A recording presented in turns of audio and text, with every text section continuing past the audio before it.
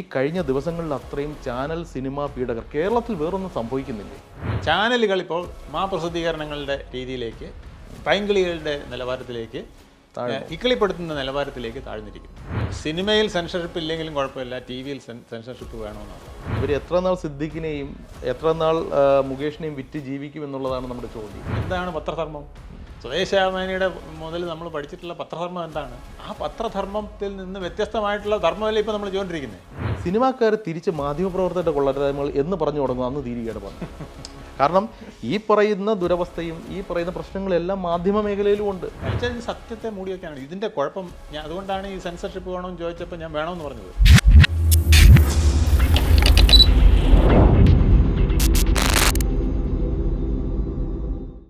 നമസ്കാരം. ഇൻ്റർവ്യൂവിൻ്റെ പുതിയൊരു അധ്യായത്തിലേക്ക് സ്വാഗതം. ശ്രീ MS വേണുഗോപാലുമായിട്ടുള്ള സംഭാഷണം തുടരുകയാണ്. Welcome sir. സർ, നമ്മൾ ഈ ഹേമ കമ്മിറ്റി റിപ്പോർട്ടിൻ്റെ ഒരു ആഫ്റ്റർ എഫക്റ്റ് അല്ലെങ്കിൽ അതിൻ്റെ അനുരണനങ്ങളാണ് നമ്മളിങ്ങനെ കഴിഞ്ഞ അധ്യായത്തിൽ സംസാരിച്ചു കൊണ്ടേയിരുന്നത്. നമ്മളിതിൻ്റെ ഒരു കോമൺ ആയിട്ടുള്ള ഒരു ഫാക്ടർ നോക്കിക്കഴിഞ്ഞാൽ, ഒരു കഥ പറഞ്ഞാൽ അല്ലെങ്കിൽ ഒരു കഥ അവതരിപ്പിക്കുമ്പോൾ, സിനിമ തന്നെ എടുക്കാം, സിനിമയിൽ നായകനുണ്ടാവും, പ്രതിനായകനുണ്ടാവും, നായിക ഉണ്ടാവും, പ്രതിനായിക ഉണ്ടാകാതിരിക്കാം. പക്ഷേ നമ്മളിപ്പോൾ സിനിമയുമായി ബന്ധപ്പെട്ട് നടക്കുന്ന ചില റിയൽ സ്റ്റോറീസ് നോക്കുമ്പോൾ ഇവിടെ നായകന്മാരേ ഇല്ല, എല്ലാവരും പ്രതിനായകന്മാരാണ്. നായിക അല്ലെങ്കിൽ ഇര എന്ന് പറയാവുന്ന ഒരു വിഭാഗം മറുഭാഗത്തുമുണ്ട്. ഇത് കുറേയൊക്കെ ശരിയാണ് എന്ന് തന്നെ നമുക്ക് അനുമാനിക്കാം. തൽക്കാലം എല്ലാ ആരോപണങ്ങളായി തന്നെ കാണാനല്ലേ നമുക്ക് നിർവാഹമുള്ളൂ. തീർച്ചയായിട്ടും. പക്ഷേ ഈ ആരോപണങ്ങളായിട്ട് ഇങ്ങനെ നിൽക്കുമ്പോഴും ഇത് ശരിക്കും ഒരു ഭാഗത്ത് ഇങ്ങനെ നിൽക്കുന്നു, മറുഭാഗത്ത് വലിയൊരു തൊഴിൽ സമൂഹത്തെ അടച്ചാക്ഷേപിച്ചുകൊണ്ട് അല്ലെങ്കിൽ അവരെ സംശയത്തിൻ്റെ നിഴൽ നിർത്തിക്കൊണ്ടുള്ള ഈ ഒരു ചാനലുകളുടെ മുന്നോട്ട് പോക്ക്, അത് എത്രത്തോളം ആശാസ്യമാണ് താങ്കളുടെ പക്ഷം? അല്ല, ഈ ചാനലുകൾ ശരിക്കും പറഞ്ഞാൽ ഇപ്പം ഒരു വല്ലാത്ത സെൻസേഷണൽ ക്രിയേറ്റ് ചെയ്യുന്ന, സായാഹ്നങ്ങളിൽ ഉറങ്ങുന്നതിന് മുമ്പായിട്ട് ഒരു മാനസിക ബൂസ്റ്റിംഗ് അല്ലെങ്കിൽ വിഭ്രാന്തിയൊക്കെ ഉണ്ടാക്കുന്ന ഒരു സ്റ്റേജിലേക്ക് കൊണ്ടെത്തിക്കുന്ന ഒരു പ്രക്രിയയായി മാറിയിരിക്കുകയാണ് ചാനൽ ചർച്ചകളും ചാനലിലെ രീതികളും. ഇപ്പോൾ നമ്മൾ ഈ ആരോഗ്യ മേഖലയെക്കുറിച്ച് പറയുമ്പോൾ പറയാറുണ്ട്, ഈ പ്രൈവറ്റ് ഹോസ്പിറ്റലുകളിൽ പലതും കോൺഫറൻസ് ഉണ്ട്.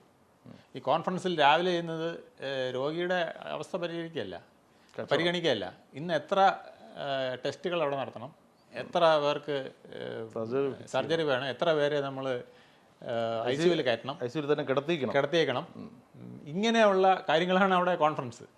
അതുപോലെ ചാനലുകളുടെ പലപ്പോഴും ചാനലുകളുടെ ഓഫീസ് റൂം ഡിസ്കഷൻ എന്ന് പറയുന്നത്, ഇന്ന് ഏത് സാധനം കത്തിക്കണം എന്നാണ് വാക്ക് ഉപയോഗിക്കുന്നത്, അല്ലാതെ ഏത് സാധനം സംപ്രേഷണം ചെയ്യണമെന്നല്ല. ഇന്ന് കത്തിക്കേണ്ടത് ഏതാണ്, അതായത് കത്തിക്കുകയാണ്. അപ്പോൾ കത്തിക്കാനായിട്ട് എന്തെങ്കിലും എടുക്കുമ്പോൾ കത്തുന്നത് ആരായിരിക്കും? സിനിമാക്കാരായിരിക്കും. ആരെ കൈകാര്യം ചെയ്യുന്നു? രാഷ്ട്രീയമാണെങ്കിൽ രാഷ്ട്രീയം, സിനിമയാണെങ്കിൽ സിനിമ, സാഹിത്യമാണെങ്കിൽ സാഹിത്യം. അതിലെ പ്രമുഖരാണ് കത്തിപ്പോകുന്നത്, അതിലെ ചില മൂല്യങ്ങളാണ് കത്തിപ്പോകുന്നത്. ഇതാണ് വലിയൊരു അപകടം. അപ്പോൾ കത്തിക്കുമ്പോൾ കത്തുന്നത് നമ്മൾ വിഗ്രഹങ്ങളായിട്ട് സൂക്ഷിക്കുന്ന, അല്ലെങ്കിൽ യഥാർത്ഥ വിഗ്രഹങ്ങളായത് തന്നെ, അല്ലെങ്കിൽ പ്രതിബിംബങ്ങളായത് തന്നെ നശിക്കപ്പെടുകയാണ്. അല്ല, ചില വിഗ്രഹങ്ങളെങ്കിലും ഉടയേണ്ടവർ തന്നെയാണ് എന്നുള്ളത് ഒരു വസ്തുതയാണ്, അതവിടെ നിൽക്കട്ടെ. പക്ഷേ ഉടയേണ്ട വിഗ്രഹങ്ങളെ ഉടയ്ക്കാൻ വേണ്ടിയിട്ട് ഒരു കാടടച്ച് വെടിവെപ്പ് നടത്തുമ്പോൾ മാനമര്യാദയ്ക്ക് ഇതിനൊരു പ്രൊഫഷനായി അല്ലെങ്കിൽ ഒരു കലയായി അല്ലെങ്കിൽ ഉപജീവനമായി സർവൈവലായി കണ്ട് മുന്നോട്ട് പോകുന്ന ആൾക്കാരെയും കൂടെ സംശയത്തിൻ്റെ നിഴലിൽ നിർത്തുന്നത് ശരിയാണോ? ഇപ്പോൾ ഈ ഒരു ട്രോൾ തന്നെ അടുത്തിടെ കണ്ടതാണ്. ഒരു നടനെ ഏതൊരു വേദിയിലോട്ട് ക്ഷണിക്കുന്നു, പ്രമുഖ നടനെ സ്വാഗതം ചെയ്യുന്നു എന്ന് പറയുമ്പോൾ ആ നടൻ വന്ന് ഈ അനൗൺസ് ചെയ്ത ആളിനെ തല്ലുന്നതാണ്. ഈ കാർട്ടൂണാണ്, ഒരു കാർട്ടൂൺ ട്രോളായിട്ട് വരുന്നത്. അതായത് ഈ പ്രമുഖൻ എന്ന് പറയുമ്പോൾ പ്രമുഖനെന്ന് വിളിക്കാൻ പാടില്ല. പണ്ടൊക്കെ അതൊരു അന്തസ്സായിരുന്നു. പക്ഷേ ഇപ്പോൾ ഒരാൾ പ്രമുഖൻ എന്നൊരു നടനെ വിശേഷിപ്പിച്ചു കഴിഞ്ഞാൽ മറ്റേ പ്രമുഖനാണോ, ചാനലുകാർ പറയുന്ന പ്രമുഖനാണോ എന്നുള്ളൊരു പ്രശ്നമുണ്ട്. ശരിക്കും ഈ വിവാദമൊക്കെ കത്തി നിൽക്കുമ്പോൾ നോക്കിയ നമ്മുടെ നടൻ ഇന്ദ്രൻസ്, അദ്ദേഹം 7ാം തരം പരീക്ഷ എഴുതി, അത് അദ്ദേഹം ആശങ്കയോടുകൂടി ഒരു കൊച്ചുകുട്ടിയുടെ എന്താ പറയുക, ഒരു നിഷ്കളങ്കമായ ചിരിയോടുകൂടി അദ്ദേഹം ഒരു പരീക്ഷയെ നേരിടുകയാണ്. അദ്ദേഹം മലയാള സിനിമയുടെ എസെൻഷ്യൽ ആയിട്ടുള്ളൊരു ഘടകമാണ്. അപ്പോൾ അങ്ങനെയുള്ള ആൾക്കാരും ഈ സിനിമയിലുണ്ട്. അപ്പം നമ്മൾ ഈ പ്രമുഖൻ, നടന്മാർ, പീഡകന്മാർ എന്നൊക്കെ പറഞ്ഞ് ഇവരെ അടച്ചാക്ഷേപിക്കുമ്പോൾ ഇങ്ങനെയുള്ള ആൾക്കാരെ നമ്മൾ കാണാതെ പോകുന്നു, അല്ലെങ്കിൽ ഇങ്ങനെയുള്ള ആൾക്കാരെ കൂടി പൊതുസമൂഹത്തിൻ്റെ മുന്നിൽ കരിവാരി തേക്കുന്നു. അതൊരു ഭയങ്കര പാനിക്കായ ഒരു മോശം സിറ്റുവേഷൻ അല്ലേ? വളരെ മോശം സിറ്റുവേഷനാണ്. ഇപ്പം നമ്മൾ ഇപ്പം നായകന്മാരെ നമ്മൾ പ്രകീർത്തിക്കുമ്പം പലപ്പോഴും വില്ലന്മാരെയൊക്കെ നമ്മൾ മറന്നു പോവാണ്. ഇപ്പോൾ ബാലൻ കെ നായർ നല്ലൊരു വ്യക്തിത്വമായിരുന്നു. KP ഉമ്മർ നല്ലൊരു വ്യക്തിത്വമായിരുന്നു, രാജൻ പി ദേവ് നല്ലൊരു വ്യക്തിത്വമായിരുന്നു. ഇങ്ങനെ ഒരുപാട് പേരെ നമുക്ക് എടുത്ത് പറയാവുന്നതുണ്ട്. പക്ഷേ അവരെയൊക്കെ ജനങ്ങൾ കണ്ടിരുന്നത് വേറൊരു രീതിയിലാണ്. ഇത് അത് സിനിമയിലെ ഒരു ഇമേജ് വെച്ചിട്ടാണ്. ഇപ്പോൾ ഇത് ക്രിയേറ്റ് ചെയ്യുന്നത് നമ്മുടെ ചാനലുകളാണെന്നുള്ളതാണ്. സൂപ്പർ സ്റ്റാറിനെ വേണമെങ്കിൽ അടിച്ച് തകർക്കാൻ ഞങ്ങൾക്ക് 1 മണിക്കൂർ മതി എന്നുള്ള നിലവാരത്തിലേക്ക് ചാനലുകൾ ഈ ആൾക്കാർക്കിടയിൽ ഇപ്പം ഞാൻ ഇപ്പോഴത്തെ മന്ത്രി KB ഗണേഷ് കുമാർ 90കളിൽ അഭിനയിച്ചൊരു തീപ്പൊരി സിനിമ, എനിക്ക് തോന്നുന്നു ഏതോ ഒരു ഷാജി കൈലാസ് ചിത്രമാണെന്നാണ് എൻ്റെ ഓർമ്മ. അതിൽ അദ്ദേഹം പറയുന്നൊരു ഡയലോഗുണ്ട്, സെൻസിബിളായിട്ട് എനിക്ക് തോന്നി. അതായത് കാശുള്ളവനെ നാറ്റിക്കാൻ അല്ലെങ്കിൽ യുവമാർക്ക് ഒരു പ്രത്യേക സുഖമാണ്. അത് ആ സിനിമയിലെ കഥാപാത്രം പറയുന്നതാണ്. പക്ഷേ അത് ഗണേഷ് കുമാറിന്റെ വ്യക്തി ജീവിതത്തിലും കുറച്ചൊക്കെ ആപ്ലിക്കബിൾ ആയി വന്നിട്ടുണ്ട്. അത് മറ്റൊരു വസ്തുത. ഇപ്പോൾ ഗണേഷ് കുമാറിനെ മാറ്റി നിർത്താം. പക്ഷെ നമ്മൾ ഇപ്പോൾ സിനിമയിലേക്ക് നോക്കിക്കഴിഞ്ഞാൽ കാശുള്ളവനെ നാറ്റിക്കാൻ ഒരു പ്രത്യേക ഇഷ്ടമാണ് എന്ന് പറയുന്നത് പോലെ തന്നെ ഫെയിമായി നിൽക്കുന്ന ഒരാളിനെ, എനിക്ക് ആ ഫെയിം ഒന്നും ഇല്ല, ഞാൻ അത്ര അറിയപ്പെടുന്ന ആളല്ല, എനിക്ക് അത്രയ്ക്ക് കാശുമില്ല, മറ്റേ ആൾ കൂടിയ ജീവിതം നയിക്കുന്നു, ലക്ഷറീസ് ആയിട്ട് മുന്നോട്ട് പോകുന്ന ജീവിതം. അപ്പോൾ അയാൾക്കെതിരെ അടിക്കാൻ കിട്ടുന്ന ഒരു ടൂളിനെ ആയുധമാക്കുമ്പോൾ അത് ഒരുപക്ഷെ ഒരു ശരാശരി മലയാളിയുടെ ആ ഒരു എന്താ പറയുക, അവൻ്റെ ആ ഒരു അപകർഷതാബോധത്തെ ചിലപ്പോൾ തൃപ്തിപ്പെടുത്തിയേക്കും. ഈ ഒരു സൈക്കോളജി മാധ്യമങ്ങൾ ഫലവത്തായി കൊമേഴ്ഷ്യലൈസ് ചെയ്യുമ്പോൾ, അല്ലെങ്കിൽ അങ്ങനെ ചെയ്യുന്നതിൻ്റെ ആഫ്റ്റർ എഫക്റ്റ് അല്ലേ ഈ കഴിഞ്ഞ ദിവസങ്ങളിൽ അത്രയും ചാനൽ സിനിമ പീഡകർ കേരളത്തിൽ വേറൊന്നും സംഭവിക്കുന്നില്ലേ? ഇതിപ്പോൾ ചാനലുകൾ ഏറ്റെടുത്തിരിക്കുന്ന ഒരു പുതിയ പ്രക്രിയയാണ്. പണ്ട് അച്ചടി ഇരുന്നപ്പോൾ എങ്ങനെയാ പ്രസിദ്ധീകരണങ്ങൾ നമ്മൾ പറയാറില്ലേ, പ്രസിദ്ധീകരണങ്ങൾ മാതൃഭൂമിയെ പോലുള്ള പല പിന്നെ പത്രങ്ങളും അല്ലെങ്കിൽ മാസികകളും പോകുന്നതിനേക്കാൾ കൂടുതൽ പോയതിരുന്നത് പ്രസിദ്ധീകരണങ്ങളാണ്. കാരണം എന്ന് വെച്ചാൽ പൈങ്കിളി സാഹിത്യം. അപ്പോൾ ഇപ്പോഴത്തെ ആ അച്ചടിയിലും അതിൻ്റെ കാര്യങ്ങളും പോയി കഴിഞ്ഞപ്പം അത് ചാനലുകൾ ഏറ്റെടുത്തിരിക്കുകയാണ്. ചാനലുകൾ ഇപ്പോൾ പ്രസിദ്ധീകരണങ്ങളുടെ രീതിയിലേക്ക്, പൈങ്കിളികളുടെ നിലവാരത്തിലേക്ക്, ഇക്കിളിപ്പെടുത്തുന്ന നിലവാരത്തിലേക്ക് താഴ്ന്നിരിക്കുന്നു. ഇത് എല്ലാ മനുഷ്യനും ഒരു പിന്നെ ലോലമായ ഭാഗം കാണുമല്ലോ മനസ്സിൻ്റെ. അപ്പം അത് എങ്ങനെ ഉണർത്തി മറ്റേ ധാർമ്മികത അല്ലെങ്കിൽ നമ്മുടെ റിയലൈസേഷൻ്റെ പവർ, ഇതിനെ സത്യം കണ്ടെത്താനുള്ള നമ്മുടെ ത്വര, ഇതിനെയൊക്കെ മാറ്റി നിർത്തിക്കൊണ്ട് മറ്റേതിനെ എപ്പോഴും കൊണ്ടുവരാമെന്ന് ശ്രമിക്കുന്നതാണ് ഈ കുഴപ്പം. പക്ഷേ ഇവിടെ ഒരു 2 വിഷയങ്ങളുണ്ട് സാർ. അതായത് ശരിക്കും പറഞ്ഞാൽ ഈ വിഷയങ്ങളൊക്കെ സമൂഹത്തിൽ നടക്കുന്ന ജീർണതകളാണ്, ഇവിടുത്തെ സോഷ്യൽ ഇഷ്യൂസ് തന്നെയാണ്, അത് അഡ്രസ്സ് ചെയ്യപ്പെടണം. പക്ഷേ അതിനൊരു ലിമിറ്റ് വേണ്ടേ? ഇത് മാത്രമാണോ കേരളം നേരിടുന്ന പ്രശ്നം? ഇപ്പോൾ നമ്മൾ 1 മാസം മുന്നേ വരെ നോക്കിക്കഴിഞ്ഞാൽ വയനാട്ടിലെ ദുരന്തം, അതുപോലെ തന്നെ മുഖ്യമന്ത്രിയുടെ ദുരിതാശ്വാസ ഫണ്ടിലെ വെട്ടിപ്പ് തട്ടിപ്പ്, അതിൽ സുതാര്യതയില്ലായ്മ, ഇത്തരം പ്രശ്നങ്ങളൊക്കെയാണ് കേരളം സംസാരിച്ചുകൊണ്ടിരുന്നത്. കേരളത്തിൻ്റെ സാമ്പത്തിക പ്രതിസന്ധി, ഇനി ഓണം വരുന്നു, എങ്ങനെ കൈകാര്യം ചെയ്യും, ഉദ്യോഗസ്ഥർക്ക് ശമ്പളം എങ്ങനെ കൊടുക്കും, ക്ഷേമ പദ്ധതികൾ എങ്ങനെ നടപ്പാക്കും, ഇതൊക്കെയായിരുന്നു ഇവിടുത്തെ പ്രൈം കൺസേൺസ്. പക്ഷെ അതെല്ലാം ഓൾ ഓൺ എ സഡൻ മാറ്റി വെച്ചിട്ട് ഇത് മാത്രം ചർച്ച ചെയ്യുന്ന ഒരു രീതിയിലേക്ക് സമൂഹം മാറി, അല്ലെങ്കിൽ മാധ്യമങ്ങൾ മാറി. അതാണ് ഇവിടെ ഒരു സെൻസർഷിപ്പ് വേണ്ടതാണോ, അല്ലെങ്കിൽ അതേക്കുറിച്ച് താങ്കളുടെ അഭിപ്രായം എന്താണ്? എൻ്റെ അഭിപ്രായം സിനിമയിൽ സെൻസർഷിപ്പ് ഇല്ലെങ്കിലും കുഴപ്പമില്ല, TV-യിൽ സെൻസർഷിപ്പ് വേണമെന്നാണ്. കാരണം സിനിമ കാണാൻ പോകുന്നത് എനിക്ക് താല്പര്യമുണ്ടെങ്കിൽ പോയാൽ മതി അല്ലേ? അല്ലെങ്കിൽ ഞാൻ ഏതെങ്കിലും ഒരു സാധനം സെലക്ട് ചെയ്തെടുത്ത് എൻ്റെ TV-യിൽ ഇടുമ്പോഴേ എനിക്ക് കാണേണ്ട കാര്യമുള്ളൂ. മറ്റേത് അങ്ങനെയല്ല. മറ്റേത് നമ്മൾ കുഞ്ഞുകുട്ടി പിന്നെ കുടുംബമായിട്ട് അവിടെ ഇരുന്ന് കണ്ടുകൊണ്ടിരിക്കുകയാണ്. അപ്പോൾ അവിടെ വരുന്ന സാധനങ്ങൾ എല്ലാവരും എടുത്തുകൊണ്ടിരിക്കുകയാണ്. ഇതൊരു വലിയ പ്രശ്നമാണ്. അവിടെയും വേണ്ടെങ്കിൽ നമുക്ക് TV ഓഫ് ചെയ്യാൻ മാറി. അല്ല, അത് പലപ്പോഴും പറ്റില്ല. കാരണം നമ്മൾ ഒരെണ്ണം കണ്ടുകൊണ്ടിരിക്കുമ്പോൾ പെട്ടെന്ന് നമുക്ക് ഇപ്പം ഇതാണ് ഈ സെൻസർഷിപ്പിൻ്റെ ഒരു ഗുണം. അത് ഒരു പിന്നെ ടീം ഇരുന്ന് കണ്ടെത്തി ഈ ഷോട്ട് നല്ലതല്ല, ഇത് കാണിച്ചാൽ കുട്ടികൾക്ക് ഇന്ന ഫീലിംഗാണ് വരിക, അല്ലെങ്കിൽ സ്ത്രീകളെ ഇന്ന രീതിയിൽ അപമാനിക്കുന്ന ഒരു സാധനമാണ് ഇത്, ഇങ്ങനെയുള്ള കാര്യങ്ങൾ പറഞ്ഞുകൊണ്ട് എഡിറ്റിംഗ്, അല്ലെങ്കിൽ നമ്മളെ രാഷ്ട്രത്തിന് മൊത്തത്തിൽ ഒരു കലാപം ഉണ്ടാക്കുന്ന ഒരു സാധനമാണിത് എന്നൊക്കെ പറഞ്ഞ് എഡിറ്റ് ചെയ്യാനായിട്ട് സാധിക്കും. പക്ഷേ ഇത് ഏറെ ചെയ്യുമ്പം ഇത് പലപ്പോഴും സാധിക്കാറില്ല എന്നുള്ളതാണ്. വ്യക്തിപരമായി എനിക്കൊരു വിയോജിപ്പുണ്ട്. കാരണം എന്ന് വെച്ച് കഴിഞ്ഞാൽ ഭരണകൂടത്തിനെതിരായി സംസാരിക്കുമ്പോഴാണ് മാധ്യമങ്ങൾ അവരുടെ പ്രവൃത്തി. അല്ലല്ല, ഞാൻ അങ്ങനെ പറയുന്നില്ല. അതായത് വിമർശിക്കാനുള്ള അവകാശം ചോദ്യം ചെയ്താൽ പിന്നെ മാധ്യമമില്ല. അതെ, ഞാൻ ജേർണലിസം പഠിച്ച ഒരാളാണ്. അത് ചെയ്യണം. എനിക്ക് അതിനകത്തൊരു വളരെ പിന്നെ നിർബന്ധ ബുദ്ധിയുള്ളൊരു കാര്യമുണ്ട്. അതായത് വിമർശിക്കാനുള്ള അവകാശം എന്ന് പോയോ അന്ന് പത്രം തീർന്നു. അതെ, നമുക്ക് പിന്നെ അതായത് പത്രപ്രവർത്തകൻ എന്ന് വിളിക്കണ്ട, പിന്നെ കൂലി എഴുത്തുകാരൻ എന്ന് വിളിച്ചാൽ മതി. PR വർക്ക് പിന്നെ കൂലി എഴുത്തുകാരനാണ്. അപ്പോൾ വിമർശിക്കാനുള്ള അവകാശം അത്. പക്ഷേ ഇവിടെ അതല്ല നടക്കുന്നത്. ഇവിടെ വിമർശിക്കുകയോ, ചിലരെ സെലക്റ്റീവാണ് വിമർശനം. ഇപ്പം ഞാൻ ചോദിക്കട്ടെ, കേരളത്തിൽ വരുന്ന, ഇപ്പം നമ്മുടെ ഇന്ത്യയിൽ നടക്കുന്ന പല വാർത്തകളും കേരളത്തിൽ വരാറില്ല. അല്ലെങ്കിൽ അത് വരുന്നത് ഏതാ? നമ്മൾ ഈ അറിയുന്നത് സോഷ്യൽ മീഡിയ വഴിയാണ്. എന്താ മുഖ്യധാര മാധ്യമങ്ങൾ അത് എടുക്കാത്തത്? അല്ല, അവരൊരു അജണ്ട സൃഷ്ടിക്കുകയും ഇതിനൊരു വ്യൂവർഷിപ്പ് ഉണ്ടാക്കുകയും ഈ വ്യൂവർഷിപ്പിനെ നിലനിർത്തുന്നതാണ് എൻ്റെ ജോലി എന്ന് വിശ്വസിക്കുകയും ചെയ്യുന്ന ഒരു പ്രക്രിയ അവിടെ നടക്കുന്നത്. അവിടെയാണ് നമ്മൾ മാധ്യമധർമ്മം വിമർശനമാണെന്ന് പറയുമ്പോഴും ചിലപ്പോൾ നമ്മൾ അതിൽ നിന്ന് മാറിപ്പോകുന്നോ എന്ന് നമ്മൾ ചിന്തിച്ചു. അറിയിക്കേണ്ട കാര്യങ്ങൾ അറിയിക്കുക തന്നെ വേണം, അതിൽ യാതൊരു തർക്കവുമില്ല. പക്ഷേ ഈ അറിയിക്കുന്നത് ഒരു പരിധി വിട്ട് ഇത് തന്നെ അറിയിച്ചുകൊണ്ടിരിക്കുന്നു, അല്ലെങ്കിൽ ഇത് മാത്രം ജനങ്ങൾ അറിഞ്ഞാൽ മതി എന്ന് തീരുമാനിക്കുന്നിടത്തല്ലേ പ്രശ്നം. പിന്നെ ഇപ്പോൾ ഞാൻ ചോദിക്കട്ടെ, ഒരു പ്രമുഖ വ്യക്തിയുടെ മരണം വന്നാൽ ഇതെല്ലാം തീരും. ആ ശവപ്പെട്ടിയിലായിരിക്കും പിന്നെ ക്യാമറ മുഴുവൻ. ഇപ്പോൾ പിന്നെ ഉമ്മൻചാണ്ടി സാറിൻ്റെ വ്യക്തിത്വം നമുക്കറിയാം. അദ്ദേഹം എത്രത്തോളം ജനങ്ങളുമായിട്ട് ഇഴുകി ചേർന്നിരുന്നു അറിയാം. പക്ഷെ അദ്ദേഹം മരിക്കുന്ന നിമിഷം വരെ ഒരു ചാനൽ ഇതൊന്നും പറഞ്ഞിട്ടില്ലല്ലോ. അവിടെ 10,000 മെഴുകുതിരി കത്തിക്കാൻ വന്നപ്പോഴാണ് ഇദ്ദേഹം ഭയങ്കരനാണെന്ന് പറയാൻ. അത് കാരണം ജനത്തിൻ്റെ കയ്യിൽ ഈ ഒരു ട്രെൻഡ് ഉണ്ട് മനസ്സിലാക്കി കഴിഞ്ഞപ്പോൾ അതിലേക്ക് ജനങ്ങളുടെ പൾസ് മനസ്സിലാക്കി അതിനെ മാക്സിമം ഗ്രാബ് ചെയ്ത് കച്ചവട സാധ്യത വിപുലപ്പെടുത്തുക എന്നുള്ളതാണ്. മരണത്തിൽ പോലും അതാണ് ചെയ്യുന്നത്. മരണത്തിൽ പോലും മനസ്സിലായില്ലേ? ഒരു നേതാവ് മരിച്ചപ്പോൾ അത് ഞങ്ങൾ അദ്ദേഹത്തിൻ്റെ മഹത്വം കാണിച്ചാലേ ആ മഹത്വം എപ്പോഴാണ് കാണിക്കണ്ടേ? അദ്ദേഹം ജീവിച്ചിരുന്നപ്പോൾ അദ്ദേഹം ചെയ്യാത്തൊരു കുറ്റത്തിന് വെട്ടിലായപ്പോഴൊക്കെയാണ് കാണിക്കേണ്ടത്. അവിടേക്കാണ് പണ്ടത്തെ മാധ്യമത്തിന് ഇപ്പോൾ നമ്പി നാരായണനെയൊക്കെ സപ്പോർട്ട് ചെയ്ത ഒരു മാധ്യമം ഉണ്ടായിരുന്നു. മനസ്സിലായില്ലേ? അദ്ദേഹത്തെ സെൻസേഷണലൈസ് ചെയ്ത് നാറ്റിച്ചപ്പം അതല്ല ഇതാണ് സത്യം എന്ന് പറയുന്ന കണ്ണാടിയും പിന്നെ ഗോപകുമാറും ഒക്കെ ഉണ്ടായിരുന്നു. മനസ്സിലായില്ലേ? അവിടെയാണ് നമ്മുടെ പ്രത്യേകത. ശരിക്കും ഒരാൾ ജീവിച്ചിരിക്കുമ്പോഴാണ് അയാൾക്ക് അർഹമായ നീതി കൊടുക്കുക. തീർച്ചയായിട്ടും ജീവിച്ചിരിക്കും മാത്രമല്ല, ഒരു പ്രതിസന്ധി മാധ്യമത്തിൻ്റെ ഒരു ധർമ്മം അതല്ലേ. എന്നെ അധാർമികമായി ലോക്കപ്പിൽ വെച്ചിരിക്കുന്നു, അപ്പോൾ അവിടെ മാധ്യമധർമ്മം വരണം.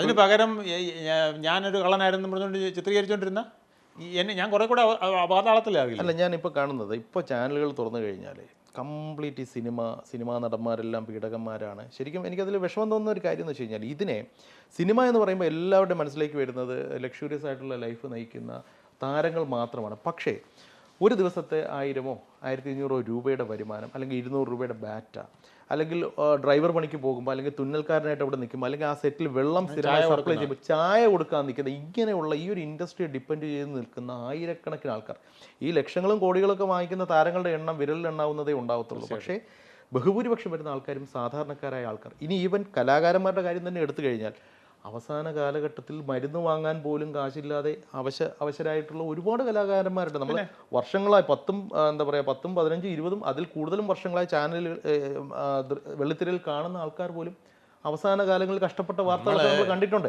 ഇവർക്കൊക്കെ അന്നം കൊടുക്കുന്ന ഒരു സംവിധാനം, അതുപോലെ തന്നെ ഇവർക്ക് ഇപ്പോൾ അമ്മ എന്ന് പറയുന്ന സംഘടന, അവർക്ക് എന്തൊക്കെ പ്രശ്നങ്ങളുണ്ട്, പാളിച്ചകളുണ്ട് എന്ന് പറഞ്ഞാലും അവർ കൊടുക്കുന്ന കൈനീട്ടം എന്ന് പറയുന്ന അവരുടെ ഒരു പദ്ധതി ഒരുപാട് നിസ്സഹായരായിട്ടുള്ള ആൾക്കാർക്ക് സഹായം കൊടുക്കുന്നു. ഇതൊന്നും നമുക്ക് കണ്ടില്ല എന്ന് നടിക്കാൻ പറ്റില്ല. ഇതിനെല്ലാം അടച്ചാക്ഷേപിച്ചുകൊണ്ട് താരങ്ങളെന്ന് പറഞ്ഞു കഴിഞ്ഞാൽ വെറും വൃത്തികെട്ടവന്മാരാണ് എന്ന് സ്ഥാപിച്ചെടുക്കാൻ നടത്തുന്ന ശ്രമം. അങ്ങനെ പറഞ്ഞു കഴിഞ്ഞാൽ ആൾക്കാർ നമ്മുടെ ചാനൽ കാണും, അല്ലെങ്കിൽ അങ്ങനെ പറഞ്ഞാലേ കാണൂ എന്നുള്ളൊരു വാശി എന്താ ഇവർ വിടാത്തെ?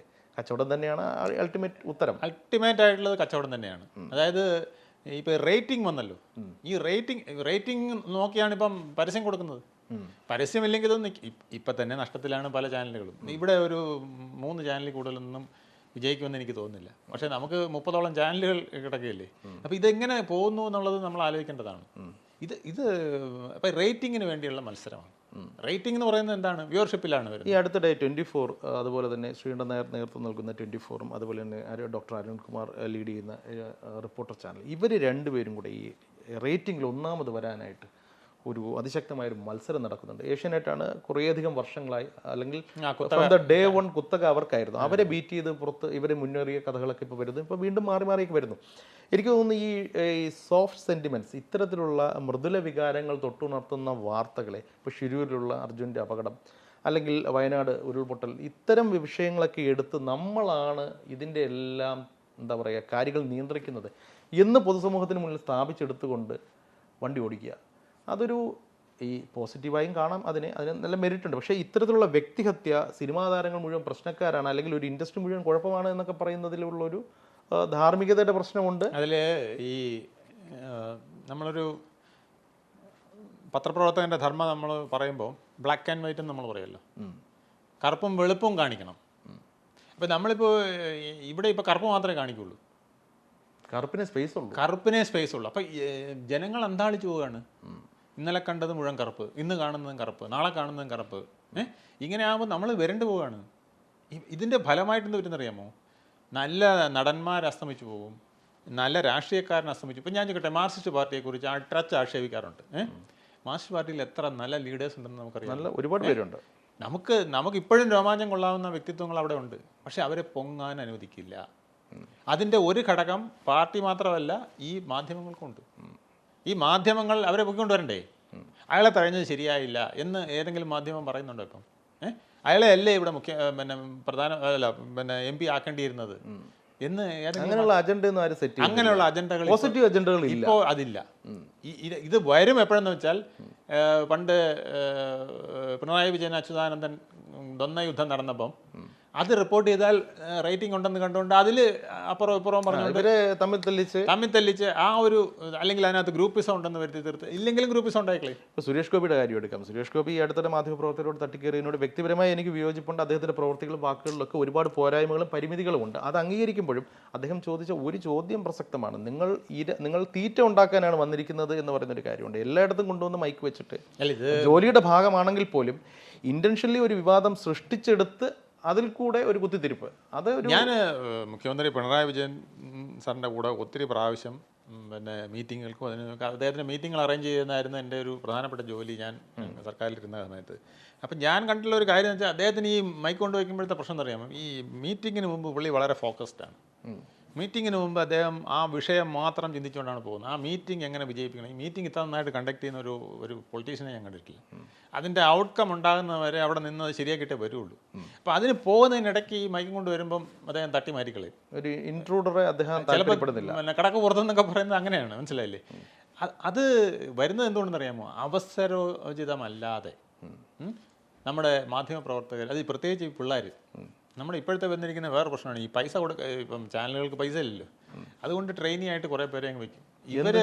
ഇവർ ആ ബാഡ്ജും ഈ മൈക്കും കൂടെ കിട്ടിക്കഴിയുമ്പോൾ ഞാനാണ് ഈ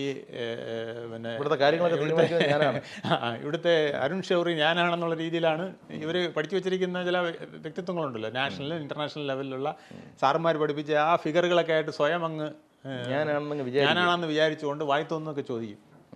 അപ്പം അങ്ങനെ ചോദിച്ചിട്ട് ചിലരിൽ നിന്ന് അടി വാങ്ങിക്കുന്നതാണ് ഈ പ്രശ്നം. ഈ ദിലീപ് വിഷയം വന്നപ്പോൾ തന്നെ ദിലീപുമായി ബന്ധപ്പെട്ടിട്ട് ഒരു ഞാൻ ചാനലിൻ്റെ പേര് പറയുന്നില്ല, 30 ദിവസം കണ്ടിന്യൂസ് ആയിട്ട് ദിലീപ് വിഷയം, നടി ആക്രമിക്കപ്പെട്ട വിഷയത്തിൽ ദിലീപിനെ പ്രതിസ്ഥാനത്ത് നിർത്തിക്കൊണ്ടുള്ള അദ്ദേഹത്തിൻ്റെ, ഞാൻ പ്രതിയാണെന്നോ അല്ലെന്നോ നിരപരാധിയാണെന്നോ അല്ലെന്നോ ഒന്നും ഞാൻ പറയുന്നില്ല, പക്ഷേ ആ 30 ദിവസം കേരളത്തിൽ വേറൊന്നും സംഭവിച്ചിട്ടില്ലേ? കേരളത്തിലെ ജനങ്ങളുടെ അടിസ്ഥാന പ്രശ്നം ദിലീപ് ഈ കുറ്റം ചെയ്തോ ഇല്ലയോ എന്നുള്ളതാണോ? ഈ 30 ദിവസം ഇത് മാത്രം ചർച്ച ചെയ്യാൻ വേണ്ടി ഒരു ചാനൽ അല്ലെങ്കിൽ ഒരു സംവിധാനം തന്നെ നിൽക്കുമ്പോൾ കേരളത്തിൽ വേറൊന്നും നടക്കുന്നില്ല എന്നുള്ളൊരു ചോദ്യം കൂടെ ഉണ്ട്. ശരിക്കും പറഞ്ഞു കഴിഞ്ഞാൽ ഇതിനൊരു നിയന്ത്രണം വേണ്ടതല്ലേ എന്നുള്ളൊരു ചിന്ത വരുന്നത് അപ്പോഴാണ്. എന്നാൽ മാധ്യമങ്ങളെ നിയന്ത്രിക്കുക എന്നത് പ്രായോഗികപരമായി, കാരണം അത് ദുരുപയോഗം ചെയ്യപ്പെടുകയും ചെയ്യും. രണ്ട് വിധത്തിലാണ്. ഒന്ന്, മാധ്യമങ്ങളെ അങ്ങനെ ചെയ്തു കഴിഞ്ഞാൽ അത് ദുരുപയോഗപ്പെടും. പലപ്പോഴും രാഷ്ട്രീയക്കാർക്കും ഭരണത്തിലിരിക്കുന്നവർക്കും അതൊരു വടിയായിട്ട് മാറും. ഇതൊരു വലിയ പ്രശ്നമാണ്. അപ്പം മാധ്യമങ്ങളെ അങ്ങനെ പിടിക്കാനും പറ്റില്ല. എന്നാൽ ഇതിനകത്ത് സത്യവും ധർമ്മവും പ്രൊജക്റ്റ് ചെയ്ത് പറയണം. അതായത് നെഗറ്റീവ് ന്യൂസിന് മാത്രം ഇമ്പോർട്ടൻസ് കൊടുക്കുന്ന അവസ്ഥ മാറണം. അതിനൊരു റേറ്റിംഗ് വേണം. ഞാൻ പറയുന്ന ഈ വ്യൂവർഷിപ്പിന് മാത്രമല്ല റേറ്റിംഗ് വേണ്ടത്. അതൊക്കെ പോട്ടെ, ഈ റേറ്റിങ്ങിൻ്റെ കാര്യമൊക്കെ പറയുന്നു. അല്ല, ഞാനത് ചോദിക്കുന്നത് അറിയാമോ? ഈ ഒരു ചാനൽ ഒരു ദിവസം സംപ്രേഷണം ചെയ്തതിൽ എത്ര ഗുഡ് ന്യൂസ് ഉണ്ട്? ഇപ്പോൾ ഇന്ത്യ ടുഡേയിൽ അവസാനം ചിലപ്പോൾ സത്യസിദ്ധയുടെ ഒരു സാധനത്തിൽ അവസാനം ഒരു ഗുഡ് ന്യൂസ് എന്ന് പറഞ്ഞൊരു സാധനം കാണിക്കും. എന്തെങ്കിലും ഒരു നടന്നൊരു നല്ല കാര്യം, പോസിറ്റീവ്. പക്ഷേ ഇവിടെ ആരൊക്കെയോ അങ്ങനെ ശ്രമിച്ചു, ഗുഡ് ന്യൂസ്, നല്ല വാർത്ത ശ്രമിച്ചാൽ പലപ്പോഴും പൊളിഞ്ഞു പോയി എന്നുള്ളതാണ് സത്യം. കാണാനില്ല, അതാണ് വേറെ പ്രശ്നം. ആൾക്കാർ ഇവിടെ ഇപ്പോൾ പ്രതിസ്ഥാനത്താണ്. കാരണം ഇവർക്ക് നല്ലത് കൊടുത്താലേ ഇവർ സ്വീകരിക്കില്ല. ദിലീപ് നടിയെ പീഡിപ്പിക്കാൻ കൊട്ടേഷൻ കൊടുത്തോ, അല്ലെങ്കിൽ ദിലീപിന് നേരിട്ട് പോയോ, മുകേഷ് പീഡിപ്പിച്ചോ, മുകേഷ് സിദ്ദിഖ് അന്ന് മസ്കറ്റ് ഹോട്ടലിൽ ഉണ്ടെങ്കിൽ എന്തൊക്കെ സംഭവിച്ചു, ഇതൊക്കെയാണ് ആളുകൾക്ക് താല്പര്യം. അതിനപ്പുറത്തേക്ക് സത്യം അറിയാനുള്ള ഒരു ത്വരയില്ലാത്തത് എന്തുകൊണ്ടാണ്? നമ്മുടെ സമൂഹത്തിൽ ഇത്തരം നെഗറ്റീവ് സാധനങ്ങൾക്ക് ഇമ്പോർട്ടൻസ് കൊടുത്തുകൊണ്ട് എല്ലാ കാലവും ചിലരങ്ങനെ ഒരു അജണ്ട ഉണ്ടാക്കുന്നുണ്ട്. അപ്പോൾ എൻ്റെ തെറ്റ് മറയ്ക്കാനായിട്ട് ഞാൻ താങ്കളുടെ നെഗറ്റീവ് പറഞ്ഞാൽ മതി എന്നുള്ളതാണ്. മനസ്സിലായില്ലേ? അതിപ്പോൾ രാഷ്ട്രീയത്തിൽ തുടങ്ങി എല്ലായിടത്തും വന്നു കഴിഞ്ഞു. പക്ഷേ ഇവിടെ ശരിക്കും ഇപ്പോൾ ഞാനൊരു സംഗതി മോട്ടിച്ചു എന്ന് പറഞ്ഞാൽ, ഇപ്പോൾ നേരത്തെ കമ്പാരിസൻ്റെ കാര്യം പറഞ്ഞില്ലേ, ഞാൻ 100 രൂപ മോട്ടിച്ചെന്ന് പറഞ്ഞാൽ നിങ്ങൾ അവിടെ പോയി 500 രൂപ മോട്ടിച്ചില്ലേ? ഞാൻ 100 എടുത്തു. ഞാൻ 100 എടുത്തുള്ളൂ. അപ്പം ഞാൻ 100 എടുത്ത ഞാൻ കേമനും 500 എടുത്ത നിങ്ങളാണ് കൊള്ളക്കാരൻ എന്നുള്ളതായി. മനസ്സിലായില്ലേ? ഇപ്പോൾ ഈ നമ്മുടെ സമൂഹത്തിലൊരു കാര്യം പറയും, ഈ ചെറിയ കള്ളന്മാർ ജയിലിൽ സുഖവാസം, കൊള്ളക്കാർ പാർലമെന്റിൽ സുഖവാസം, സാധാരണക്കാരൻ പെരുവഴിയിൽ, മാന്യന്മാർ അല്ലെങ്കിൽ നന്മ മരങ്ങൾ പെരുവഴിയിലെന്ന്. ഇത് ഇന്ത്യൻ ജനാധിപത്യത്തിൻ്റെ ഒരു വലിയ കുഴപ്പമാണ്. ഇത് ഒരു കോക്കസ് ഗ്രൂപ്പ് നയിക്കുന്ന പോലെ വരുന്നുണ്ട്. ഇതാണ് പ്രശ്നം. ഇതിൻ്റെ ഒരു മറുവശം, ഇപ്പോൾ ശരിക്കും പറഞ്ഞു കഴിഞ്ഞാൽ ഏറി നിൽക്കുന്നത് സിനിമാ താരങ്ങളാണ്. കുറച്ച് പേർ ചെയ്ത തെറ്റുകൾ അല്ലെങ്കിൽ ഒരു മൈനോറിറ്റിയുടെ കൊള്ളരുതായ്മകൾ, അതിൻ്റെ എന്താ പറയുക ദുഷ്പേര് ഒരു എൻറ്റയർ സമൂഹം തന്നെ നേരിടുന്നു എന്നുള്ളതാണ് ഇപ്പോഴത്തെ ഒരു സ്ഥിതിവിശേഷം. പക്ഷേ ഇവിടെ മറുഭാഗത്ത് നിന്ന് ചിരിക്കുന്ന ഒരു വിഭാഗമുണ്ട്, രാഷ്ട്രീയക്കാർ. കാരണം കേരളത്തിൽ ഇപ്പോൾ രാഷ്ട്രീയ വിവാദങ്ങളേ ഇല്ല. ആകെ ഒരു സുരേഷ് ഗോപി എന്തോ ഇടയ്ക്ക് ഇച്ചിരി പ്രശ്നം ഉണ്ടാക്കി എന്നുള്ളതിനപ്പുറത്തേക്ക് സുരേഷ് ഗോപി ചെയ്തതിനോട് യോജിക്കുന്നില്ല. എന്നിരുന്നാലും കേരളത്തിലെ രാഷ്ട്രീയക്കാർക്ക് ഇപ്പോൾ പൊതുവെ നല്ല കാലമാണ്. കാരണം ഇവർ വിചാരിക്കുന്നുണ്ടാവും ഒരു പക്ഷേ സർക്കാർ സംവിധാനങ്ങൾ, അതിപ്പോൾ കേന്ദ്രമായാലും സംസ്ഥാനമായാലും, ഈ സിനിമ അങ്ങ് കത്തിക്കേറട്ടെ, ഇനി അടുത്തൊരു ഒരു ബൈ ഇലക്ഷൻ വരുന്നത് വരെ ഇതിലങ്ങ് ഓടിയാൽ നമ്മൾ ആരും ആക്രമിക്കാൻ വരില്ല എന്ന് ചിലപ്പോൾ അവർ ചിന്തിക്കുന്നുണ്ടാവും. താങ്കളുടെ പക്ഷം എന്താണ്? എപ്പോഴും രാഷ്ട്രീയ പാർട്ടികളും രാഷ്ട്രീയക്കാരും ചെയ്യുന്ന, ബുദ്ധിയുള്ള രാഷ്ട്രീയക്കാരും ചെയ്യുന്ന, അല്ലെങ്കിൽ കുതന്ത്രമുള്ള രാഷ്ട്രീയക്കാരും ചെയ്യുന്ന പരിപാടി എന്ന് പറയുന്നത്, നമ്മുടെ നേരെ അമ്പ് വരുമ്പോൾ ഇത് അപ്പുറത്തോട്ട് തിരിച്ചു വിടുക, ചാനലൈസ് ചെയ്ത് വിടുക. അപ്പോൾ അതിന് ഉപയോഗിക്കാൻ പറ്റിയ ഏറ്റവും നല്ല സാധനമാണ് മാധ്യമം. ഞാൻ ചോദിക്കട്ടെ, ഈ രാഷ്ട്രീയക്കാർക്ക് എന്തിനാണ് പിന്നെ പത്രം? രാഷ്ട്രീയക്കാർക്ക് എന്തിനാണ് പിന്നെ ഇലക്ട്രോണിക് മീഡിയ? അല്ല, അതവരുടെ പാർട്ടിയുടെ ആശയങ്ങൾ പ്രചരിപ്പിക്കാൻ വേണ്ടിയിട്ട് ഒരു അങ്ങനെയാണെങ്കിൽ അത് പറയണം, ഈ ചാനൽ ഞങ്ങളുടെ രാഷ്ട്രീയം പ്രചരിപ്പിക്കാൻ. അല്ല, അങ്ങനെ പ്രഖ്യാപിത നിലപാടിന്റെ ഭാഗമായിട്ട് നിൽക്കുന്ന 1-2 ചാനലുകളേ ഉള്ളൂ, പത്രങ്ങളേ ഉള്ളൂ. അതുപോലും ഞാൻ പറയുന്നത്, അതുപോലും പലപ്പോഴും നമുക്ക് ബയസ്ഡ് ആയിട്ട് വരുന്നതിനുള്ള കാരണമാണ്. അതങ്ങനെ ബയസ്ഡ് ആയിട്ട് നിൽക്കാൻ പറ്റൂ. അല്ല, അങ്ങനെ അവിടെയാണ് പത്രധർമ്മത്തിന്റെ അടിവയറ്റിൽ ചവിട്ടുന്നത്. മനസ്സിലായില്ലേ? നമ്മൾ ബയസ്ഡ് ആയിട്ട് നിൽക്കുന്ന ഒരു മാധ്യമം എന്ന് പറഞ്ഞാൽ നിങ്ങൾ മാധ്യമമല്ല. ബയസ്ഡ് ആയിട്ട് നിൽക്കുന്ന ഒരു എഴുത്തുകാരൻ, ലേഖകൻ എന്ന് പറഞ്ഞാൽ നിങ്ങൾ ലേഖകനല്ല. നിങ്ങൾ പത്രധർമ്മം. എന്താണ് പത്രധർമ്മം? സ്വദേശാഭിമാനിയുടെ മുതൽ നമ്മൾ പഠിച്ചിട്ടുള്ള പത്രധർമ്മം എന്താണ്? കേസരി ബാലകൃഷ്ണൻ്റെ പത്രധർമ്മം എന്താണ്?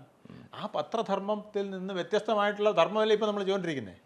ഇത് ചെയ്യുമ്പോഴാണ് നമ്മുടെ മൂല്യച്യുതിയുടെ ഒരു വലിയ ഘടകം വരികയും പിന്നെ നമ്മളെല്ലാത്തിനെയും അടിച്ചു തകർക്കാൻ ശ്രമിക്കുകയും നെഗറ്റീവ് കൊണ്ടുവരികയും നെഗറ്റീവിനെ കൊണ്ട് നമ്മൾ സായാഹ്ന ചർച്ചകൾ കുഴപ്പിക്കുകയും ചെയ്യും. ബലാത്സംഗത്തിനെ കുറിച്ച് നമ്മൾ സംസാരിക്കുമ്പോൾ ഉടൻ തന്നെ അതിനെ അടിച്ചു മാറ്റുകയാണ്. അത് ഞങ്ങളുടെ പാർട്ടിക്കാരൻ ചെയ്തത് ബാലസംഘമാണ്, ബലാത്സംഗമല്ല. മനസ്സിലായില്ലേ? ഞാൻ പറഞ്ഞുതരാം, ഞാൻ തെളിയിക്കാം. ഞാൻ പറയുന്നത് കേൾക്കൂ, നോക്കൂ, ഞാൻ പറയുന്നത് എനിക്ക് പറയുന്നത് എനിക്ക് പറയാനുണ്ട്, എനിക്ക് പറയാൻ 1 മിനിറ്റ് തരുമെന്നല്ലേ പറയുന്നത്. ഇത് എന്നുവെച്ചാൽ സത്യത്തെ മൂടി വയ്ക്കാനാണ് ഇതിന്റെ കുഴപ്പം. അതുകൊണ്ടാണ് ഈ സെൻസർഷിപ്പ് വേണമെന്ന് ചോദിച്ചപ്പോൾ ഞാൻ വേണമെന്ന് പറഞ്ഞത്. കാരണം ഇത് വീട്ടിൽ ഇതുപോലെ ആയി പോവാണ്. അച്ഛൻ പറയുന്ന വാക്ക് വളച്ചൊടിക്കാൻ മകൻ പഠിച്ചു കഴിഞ്ഞു. ഇത് നമ്മൾ ഈ കുട്ടികളിൽ നമ്മൾ കുട്ടികളല്ലേ എന്ന് 2 വയസ്സായി കഴിഞ്ഞാൽ ആ കുട്ടിയുടെ ബ്ലോട്ടിംഗ് പേപ്പർ സ്റ്റൈലിൽ ഇത് പിടിച്ചെടുക്കാനുള്ള കഴിവ് വരികയാണ്. ഒരു സാധനത്തിനെ പിടിച്ചെടുക്കാനുള്ള കഴിവ് വരിക. അത് കൊച്ചിലെ ഇങ്ങനത്തെ സാധനങ്ങൾ കിട്ടിപ്പോയാൽ പിന്നെ ഒരിക്കലും. കുട്ടിയുടെ കാര്യം പറഞ്ഞപ്പോഴാണ് ഇന്നലെ ഒരു ട്രോള് ശ്രദ്ധയിൽപ്പെട്ടായിരുന്നു. ഒരു TV കണ്ടുകൊണ്ടിരിക്കുമ്പോൾ അച്ഛൻ വന്നിട്ടൊരു തുണി എടുത്തിട്ട് ടിവിയുടെ മുകളിൽ ഇടരുത്, വാർത്താ ചാനൽ കുറച്ച് ദിവസത്തേക്ക് ഇവിടെ ഇടരുത്, കുട്ടികളെ പണ്ടൊക്കെ പറയും സിവിൽ സർവീസിന് പ്രിപ്പയർ ചെയ്യുന്ന പിള്ളേരെ നിങ്ങൾ കുറച്ച് ന്യൂസ് കാണാൻ, ലോകത്ത് നടക്കുന്ന കാര്യങ്ങൾ അറിയുന്ന അച്ഛൻ. ഇപ്പോൾ എന്ത് കണ്ടാലും വാർത്ത കാണരുതെന്നാ രക്ഷിതാക്കൾ പറയുന്നത്. ഭാര്യ മക്കളും എല്ലാം കൂടെ ബെഡ്റൂമിൽ പുതച്ചുമൂടി കിടക്കുകയാണ്. അപ്പോൾ ഭാര്യ ഒരു 11 മണിയായപ്പോൾ ഭർത്താവിനോട് പിള്ളേർ ഉറങ്ങി, ഇനി നമുക്ക് കുറച്ചു നേരം ചാനൽ വെച്ചാലോ ആ അവസ്ഥയിലേക്ക്. ഇപ്പോഴത്തെ ചാനലിന്റെ അവസ്ഥ അതാണ്. മനസ്സിലായി? പിള്ളേരുള്ളപ്പോൾ വെക്കാൻ പറ്റാത്ത വിധത്തിലായി. അപ്പോൾ ഇതിന് സെൻസർഷിപ്പ് ഇല്ലെങ്കിൽ ഇത് എന്ത് ചെയ്യുന്നുള്ളതാണ് ഇങ്ങനെ പോയാൽ. മനസ്സിലായി? ഇപ്പോൾ ഇവരെ ഇനി സ്ഥിതിവിശേഷം ഇങ്ങനെ തുടരുകയാണെങ്കിൽ ഇവർ എത്ര നാൾ സിദ്ദിഖിനെയും എത്ര നാൾ മുകേഷിനെയും വിറ്റ് ജീവിക്കും എന്നുള്ളതാണ് നമ്മുടെ ചോദ്യം. അല്ല, അപ്പോഴേക്കും അടുത്ത ഏര വരുമല്ലോ, പുതിയ സിദ്ദിഖ്. പിന്നെ പുതിയൊരു ബലാത്സംഗം വേറെ വരും, അല്ലെങ്കിൽ ഒരു ദുരന്തം വരും, അല്ലെങ്കിൽ ഒരു പിന്നെ രാഷ്ട്രീയക്കാരൻ്റെ അഴിമതി വന്ന് ചാടും. ദുരന്തങ്ങൾ വിറ്റ് ജീവിക്കുകയാണ്. ദുരന്തങ്ങൾ അത് നെഗറ്റീവ് പൂർണ്ണ. ഈ നമ്മൾ മനസ്സിലാക്കേണ്ട കാര്യം, ഒരു സമൂഹത്തിൽ നെഗറ്റീവ് എപ്പോഴൊക്കെ പ്രചരിപ്പിക്കുന്നോ, എപ്പോഴൊക്കെ കണ്ടുകൊണ്ടിരിക്കുന്നോ, അവൻ്റെ മനസ്സ് ഇതാണ് നമ്മുടെ നാട്ടുകാർക്ക് പറ്റിയ കുഴപ്പമാണ്. നാട്ടുകാരെ പണ്ട് മുതലേ നെഗറ്റീവ് പഠിപ്പിച്ച് ഇങ്ങനെ കൊണ്ടുവന്നു. ഇപ്പം അതില്ലെങ്കിൽ പറ്റൂല. മനസ്സിലായി? ഈ അച്ചാർ കൊടുക്കുന്ന പോലെയാണ്, തൊട്ട് നക്കാൻ കിട്ടിയില്ലെങ്കിൽ പിന്നെ ചോറ് കഴിക്കില്ല. എന്ന് പറഞ്ഞ പോലെയാണ് ഇത്. ഞാനൊരു കാര്യം കൂടെ പറയാം. ജപ്പാനിൽ പ്രൈം മിനിസ്റ്റർ വെടിയേറ്റ് മരിച്ചു. ഒരു സെക്കൻഡാണ്. ഇങ്ങനെ ഒരു ഇത് എന്താന്ന് പോലും മനസ്സിലാവില്ല, അത് തീർത്തു. ഇവിടെയാണെങ്കിലോ അത് പിന്നെ ഒരു പ്രധാനമന്ത്രിയാണ് മരിച്ചെങ്കിൽ പിന്നെ പറയണ്ട, പിറ്റേ ദിവസം മാപ്പ് വരയ്ക്കും. അങ്ങനെ വന്നു ഇങ്ങനെ വന്നു. ഈ നടന്നതിനേക്കാൾ തീവ്രമായ രീതിയിൽ ഇത് ജനങ്ങളുടെ മനസ്സിൽ ബിൻലാദനെ എങ്ങനെ കൊന്നു എന്നുള്ളത് അമേരിക്ക ഇതുവരെ പുറത്തുവിട്ടിട്ടില്ല. പക്ഷേ നമ്മുടെ മാധ്യമങ്ങൾ ഗ്രാഫെല്ലാം വരച്ച് കാണിച്ചു. ഗൾഫ് കൺട്രീസിലെ കാർ ആക്സിഡന്റ് ഉണ്ടായാൽ ഓൺ ദ സ്പോട്ട് അതൊരു സാധനം കവർ ചെയ്തങ്ങ് ഇടുകയാണ്. പിന്നെ അവിടെ ഷൂട്ട് ചെയ്തുകൊണ്ട് ഇത് കാണിക്കാനൊന്നും ആരെയും സമ്മതിക്കില്ല. കാർ ആക്സിഡന്റ് നടന്നു എന്ന് പറയുന്നല്ലാതെ ഇതിന്റെ ദുരന്തം അത് ആളിൽ പൊളിഞ്ഞു കിടക്കുന്നത്, അതിലൊരാൾ ചത്ത് മലന്ന് കിടക്കുന്നത് ഒന്നും കാണിക്കാൻ സമ്മതിക്കില്ല. കാരണം ഇതൊക്കെ കുട്ടികൾ പിന്നെ മുതിർന്നവരിൽ ഉണ്ടാക്കുന്ന ഇംപ്രഷൻ ഭയങ്കരമാണ്. സർ, നമുക്കിതിൻ്റെ ഒരു കൺക്ലൂഷനിലേക്ക് വന്നു കഴിഞ്ഞാൽ, താങ്കൾ തന്നെ നേരത്തെ പറഞ്ഞു, നല്ല വാർത്തകൾക്ക് ഇവിടെ സ്പേസ് ഇല്ല. ഇവിടെ ദുരന്തങ്ങളും ദുഃഖങ്ങളും വിറ്റ് കാശാക്കുന്ന ഒരു കൾച്ചർ മാധ്യമങ്ങളെയും പൂർണ്ണമായി കുറ്റം പറഞ്ഞിട്ട് കാര്യമില്ല. കാരണം സൊസൈറ്റി എന്ത് നല്ല വാർത്തകൾ കൊടുത്തു കഴിഞ്ഞാൽ അവർ കാണുന്നില്ല. ഇങ്ങനെയുള്ള വാർത്തയ്ക്ക് സ്പേസ് ഉണ്ട്. ഈവൻ നമ്മുടെ ചർച്ച പോലും ഈ ഒരു വാർത്തയുടെ സാധ്യത കണ്ടിട്ടായിരിക്കും ചിലപ്പോൾ ഒരുപക്ഷെ ഈ ഇൻ്റർവ്യൂവിൻ്റെ നിലനിൽപ്പ് പോലും. നമുക്ക് ആരെയും കുറ്റം പറയാൻ പറ്റില്ല. സൊസൈറ്റി അങ്ങനെ ചിന്തിക്കുന്നു, അല്ലെങ്കിൽ ആ ഒരു മൈൻഡ് സെറ്റിലേക്ക് നമ്മൾ എല്ലാവരും കൂടെ ചേർന്ന് സൊസൈറ്റിയെ കൊണ്ട് എത്തിച്ച് നിർത്തിയിരിക്കുന്നു. ഈ സാഹചര്യത്തിൽ നല്ല മനുഷ്യർക്ക് സർവൈവ് ചെയ്യാൻ എന്ത് ചെയ്യാൻ പറ്റും? ഇതിന് പിന്നെ ഇന്നലെ കേരളാമതിയിലെ ഒരു ലേഖനം ഞാൻ കണ്ടു. കുട്ടികളിൽ ധർമ്മോമീറ്റർ സ്ഥാപിക്കണം. ധർമ്മോമീറ്റർ. ഇപ്പം നമുക്ക് ധർമ്മമുണ്ട്, നീതിയുണ്ട്, സത്യമുണ്ട്. ഇത് ആർക്കെന്നറിയാമോ? ഞാൻ താങ്കളിലാണ് സ്ഥാപിക്കുന്നത്. എന്നിൽ പ്രശ്നമല്ല. നിങ്ങൾ പെർഫെക്റ്റ്. എനിക്കിതൊന്നും ബാധകമേ അല്ല, മനസ്സിലായില്ല. ഞാൻ ഇതൊക്കെ കണ്ട് പഠിച്ച് കേട്ടെല്ലാം ചെയ്യുന്ന ആളാണ്. I am always right. അപ്പോൾ ധർമ്മോമീറ്റർ എൻ്റെ നെഞ്ചിൽ വെക്കുന്നതിന് പകരം താങ്കളുടെ നെഞ്ചിലോട്ടാണ് ഞാൻ ഊന്നുന്നത്. ഈ കേരളത്തിൽ നടക്കുന്ന മുഴുവൻ പ്രശ്നം അതാണ്. പത്രം മാത്രമല്ല, മീഡിയ മാത്രമല്ല, സാഹിത്യം മാത്രമല്ല, സിനിമ മാത്രമല്ല, രാഷ്ട്രീയം മാത്രമല്ല, എല്ലാ മേഖലയിലും ധർമ്മോമീറ്റർ മറ്റേ ആളുടെ നെഞ്ചിലാണ് വെക്കുന്നത്. ധർമ്മോമീറ്റർ അവനവൻ്റെ നെഞ്ചിൽ വെക്കണം. ഇതിന് വേണമെങ്കിൽ ഇത് കുട്ടിക്കാലത്ത് തുടങ്ങുന്നത്. അതൊരു മനഃശാസ്ത്ര പിന്നെ വിദഗ്ധനാണ് സംസാരിച്ചിരിക്കുന്നത്. അതായത് മെഡിക്കൽ ട്രസ്റ്റിൻ്റെ ഡയറക്ടറായിരിക്കുന്ന ഒരു ഡോക്ടർ ജോണാണ് എഴുതിയിരിക്കുന്നത്. ഇന്നലത്തെ കേരളാമതിയിലാണ്. അതൊന്ന് വായിച്ചു നോക്കേണ്ടതാണ് എല്ലാവരും. അതിനകത്ത് പറയുന്നത് വളരെ ഇതൊരു ബേസിക് ഫാക്റ്റാണ്. അതായത് മാധ്യമങ്ങൾ ഇത് തന്നെയാണ് ചെയ്യുന്നത്. എല്ലാവരും ധർമ്മോമീറ്റർ അങ്ങോട്ടാണ്. മനസ്സിലായി. ഇത് വരുത്തിയത് എങ്ങനെയാണെന്ന് അറിയാമോ? ഇത് വെസ്റ്റേൺ മീഡിയയാണ് ഇത് കൊണ്ടുവന്നത്. നമ്മൾ ഈ കോപ്പി ചെയ്യുന്നത്. ഇപ്പൊ BBC ചെയ്യുന്ന എന്താ? BBC എപ്പോഴും ദാരിദ്ര്യം, ഇന്ത്യയിലെ ദാരിദ്ര്യം, ഇന്ത്യയിലെ നിരക്ഷരത, അല്ലെങ്കിൽ ഇന്ത്യയുടെ ആഫ്രിക്കൻ കൺട്രീസിലെ പട്ടിണി, അല്ലെങ്കിൽ ഇവിടെ നടക്കുന്ന ക്രൈം, ഇതൊക്കെയാണ് വെസ്റ്റേൺ മീഡിയ എപ്പോഴും പ്രൊജക്റ്റ് ചെയ്യുന്നത്. അവർക്ക് വേറൊരു അജണ്ടയുണ്ട്. പക്ഷേ സ്വാതന്ത്ര്യം കിട്ടിയിട്ട് ഇന്ത്യയിൽ നമ്മൾ ആ അജണ്ടയും കൊണ്ട് നടന്ന അവിടെയാണ് ഞാൻ ജപ്പാന്റെ കാര്യവും ഗൾഫിന്റെ കാര്യവും പറഞ്ഞത്. അവർ വളരെ സ്പെസിഫിക്കാണ്. ദുരന്തങ്ങളൊക്കെ എല്ലായിടത്തും ഉണ്ടാകും. അതൊക്കെ ഒരു പരിധി കവിഞ്ഞ് നമ്മൾ കാണിക്കാൻ പാടില്ല. അപ്പോൾ പോസിറ്റീവ് എടുക്കാൻ തുടങ്ങും. ഈ മാധ്യമങ്ങളുടെ ഈ ഇപ്പോഴത്തെ വിഷയത്തിൽ ഇപ്പം എനിക്ക് തോന്നുന്നു TG മോഹൻദാസാണെന്ന് തോന്നുന്നു, അദ്ദേഹം ഒരു ഇൻ്റർവ്യൂവിൽ പറഞ്ഞൊരു കാര്യമുണ്ട്. ഇതിനെന്താണ് ഒരു അവസാനം? ഈ സിനിമാക്കാരെ വിറ്റ് മാധ്യമങ്ങൾ എത്ര നാൾ ജീവിക്കുമെന്നുള്ളൊരു ചോദ്യം വന്നപ്പോൾ അദ്ദേഹം പറഞ്ഞത് ഇതിന് ഒരൊറ്റ വഴിയേ ഉള്ളൂ. എനിക്കത് സെൻസിബിളായിട്ട് തോന്നി. സിനിമാക്കാർ തിരിച്ച് മാധ്യമപ്രവർത്തകരുടെ കൊള്ളരുതായ്മകൾ എന്ന് പറഞ്ഞു തുടങ്ങും, അന്ന് തീരുകയാണ് പറഞ്ഞത്. കാരണം ഈ പറയുന്ന ദുരവസ്ഥയും ഈ പറയുന്ന പ്രശ്നങ്ങളെല്ലാം മാധ്യമ മേഖലയിലും ഉണ്ട്, സെക്രട്ടേറിയറ്റിനകത്തുണ്ട്. ഇല്ലെന്ന് താങ്കൾക്ക് പറയാൻ പറ്റുമോ? എല്ലാ ടൂറിസം ഡിപ്പാർട്ട്മെന്റിലും ഇല്ലേ? എല്ലാ ഡിപ്പാർട്ട്മെന്റിലും എല്ലാ മേഖലകളിലും കേരള പോലീസിലുണ്ട്. അപ്പോൾ എല്ലായിടത്തും ഇത്തരം പ്രശ്നങ്ങളുണ്ട്. പക്ഷേ സിനിമാ മേഖലയ്ക്ക് ഒരു ഗ്ലാമർ ഉള്ളത് കൊണ്ട് അത് കൂടുതൽ ചർച്ച ചെയ്യപ്പെടുന്നു, കൂടുതൽ ഘോഷിക്കപ്പെടുന്നു. ഇതിനൊരു പരിഹാരം വേണമെന്നുണ്ടെങ്കിൽ തിരിച്ചങ്ങോട്ട് പറഞ്ഞു എന്നാണോ തിരിച്ചൊരു ഇത് കിട്ടുന്നത് അന്ന് ഇവർ തിരുത്തുമെന്നാണ് പറയുന്നത്. താങ്കൾക്ക് യോജിപ്പുണ്ടോ ആ ഒരു വാദത്തോട്? തിരുത്തുമെന്ന് പറയുന്നത് പൂർണ്ണമായിട്ടും ശരിയാവില്ല. കാരണം എന്താ അറിയാമോ? ഇപ്പം ഞാൻ കുറ്റപ്പെടുത്തിയാലേ ഒരു ചാനൽ വിടൂല. എന്നെ കുറ്റപ്പെടുത്തിയാൽ എല്ലാ ചാനലും വരും, വളഞ്ഞിട്ട് ആക്രമിക്കും, അടിച്ച് ശരിയാക്കില്ലേ. ഒരു ഇന്ന ചാനൽ എന്ന് പറഞ്ഞ് ഞാൻ ഒരു സാധനം പറഞ്ഞു പോകട്ടെ, നാളെ എൻ്റെ ഹിസ്റ്ററി വരെ എടുത്ത് പിന്നെ നമ്മുടെ എന്തൊക്കെ ഇപ്പം എല്ലാവർക്കും ഗാന്ധിജിക്ക് വരെ നെഗറ്റീവ് ഉണ്ട്. അതിൽ മനുഷ്യൻ്റെ ഒരു പ്രക്രിയയാണത്. നീ മനുഷ്യനാണെങ്കിൽ ദൗർബല്യങ്ങളുണ്ടെന്നാണ് വ്യാസൻ പറഞ്ഞിരിക്കുന്നത്. വ്യാസനാണ് പറഞ്ഞത്. ഇപ്പൊ നീ മനുഷ്യനാകുന്നു, അതുകൊണ്ട് നിനക്ക് ദൗർബല്യം ഉണ്ടെന്ന്. TG മോഹൻദാസ് പറഞ്ഞത് ശരിക്കും ഫലവത്തായിട്ട് ഒരു താരം ഇതിനു മുമ്പ് ചെയ്ത് കണ്ടിട്ടുണ്ട് കേട്ടോ. അപ്പോൾ ദിലീപ് കേസിന്റെ വിഷയം വന്ന സമയത്ത് ദിലീപിനെ കുറേയധികം നാൾ ക്രൂശിച്ചു. ഞാൻ അദ്ദേഹത്തെ ന്യായീകരിക്കുകയോ തള്ളുകയോ കൊള്ളുകയോ ഒന്നും ചെയ്യുന്നില്ല.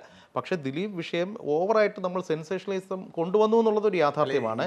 അതിൽ ആ വിഷയം വന്നതിന് തൊട്ട് പിന്നാലെ ദിലീപ് അങ്ങനെ മാധ്യമങ്ങളോടെല്ലാം അകലം പാലിച്ചു നിന്നൊരു സമയമുണ്ടായിരുന്നു. അദ്ദേഹം പക്ഷേ പിന്നീട് മനോരമ ഓൺലൈനാണെന്ന് തോന്നുന്നു ഒരു എക്സ്ക്ലൂസീവ് ഇൻ്റർവ്യൂ കൊടുത്തായിരുന്നു. ആ ഇൻ്റർവ്യൂവിൽ അദ്ദേഹം കൃത്യമായി അദ്ദേഹത്തിനെതിരെ ആക്രമിച്ച മാധ്യമപ്രവർത്തകരുടെ ചില സ്വകാര്യ ജീവിതത്തിലെ ചില സംഗതികളൊക്കെ കൂട്ടിയിണക്കിക്കൊണ്ട് പേര് പറയാതെ പറഞ്ഞുകൊണ്ട് ചെറിയ ഒളിയമ്പുകളൊക്കെ എഴുതിയിട്ടുണ്ട്. എനിക്ക് തോന്നുന്നു പിന്നീട് ആ ഒരു ഭാഗത്തുനിന്ന് ദിലീപിനെതിരെ വ്യക്തിപരമായ ആക്രമണങ്ങൾ വന്നില്ല എന്നാണ് എൻ്റെ വിശ്വാസം. ഇത് ഒരു ചാനൽ അങ്ങനെ ചെയ്തുകൊണ്ടാണ്, മനസ്സിലായില്ലേ?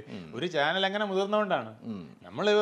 നമ്മൾ പൊതുവായിട്ട് നമ്മളൊരു ധാർമ്മികത രാഷ്ട്രീയത്തിൽ വേണം. ധാർമ്മികതയ്ക്ക് ഒരു സങ്കല്പമാണ് സാർ, അതൊക്കെ ഒരു സങ്കല്പമാണ്. ഇനി ഈ കോർപ്പറേറ്റ് കച്ചവട കാലത്ത് ഇനിയൊക്കെ ധാർമ്മികത എസ്പെഷ്യലി മാധ്യമങ്ങൾക്ക് പറഞ്ഞ് എത്ര നാൾ പിടിച്ചിരിക്കാൻ പറ്റും? ദീപസ്തംഭം മഹാശീലം നമുക്കും കിട്ടണം പരസ്യം. അല്ലല്ല, അതിനോട് ഞാൻ ചോദിക്കുന്നില്ല. കാരണം എന്തുകൊണ്ടാണ് യൂറോപ്പ് ഇപ്പോഴും വെൽഫെയർ സ്റ്റേറ്റായിട്ട് നിൽക്കുന്നത്?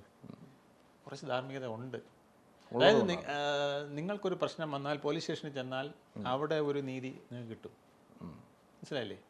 അവിടെ ഒരു ഹിയറിംഗ് ഉണ്ട്. നമുക്ക് ജനാധിപത്യത്തിലെ ഏറ്റവും പ്രധാനപ്പെട്ട ഒരു പ്രശ്നം 2 കാര്യങ്ങളാണ്. ഒന്ന്, നിങ്ങൾ പറയുന്നത് കേൾക്കാൻ ആരെങ്കിലും വേണം. ഇവിടെ പലരും നെഞ്ചത്ത് അടിച്ച് കരയുന്നത് അതുകൊണ്ടല്ലേ.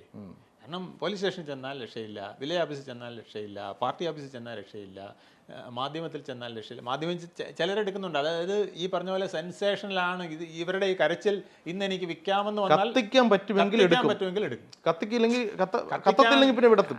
ഇതൊക്കെ ഇതുപോലത്തെ 10,000 എണ്ണം വരുന്നില്ലേ ഡെയിലി ഇതേപോലെ എത്ര സംഭവം ഉള്ളതാ എന്ന് പറഞ്ഞ് തഴഞ്ഞു കളയും. മാധ്യമപ്രവർത്തകർ നിസ്സഹായരാണ് അവിടെ. കാരണം ഇത് മേളിൽ നിന്ന് ഒരു മാധ്യമ പ്രവർത്തകരല്ല പറയുന്നത്, ഇതൊരു കോർപ്പറേറ്റ് ആണ്, ഒരു കോർപ്പറേറ്റ് സംവിധാനം അടിച്ചേൽപ്പിക്കുകയാണ്. വ്യവസായമാകുമ്പോൾ വരുന്ന കുഴപ്പമാണ് ഇത്.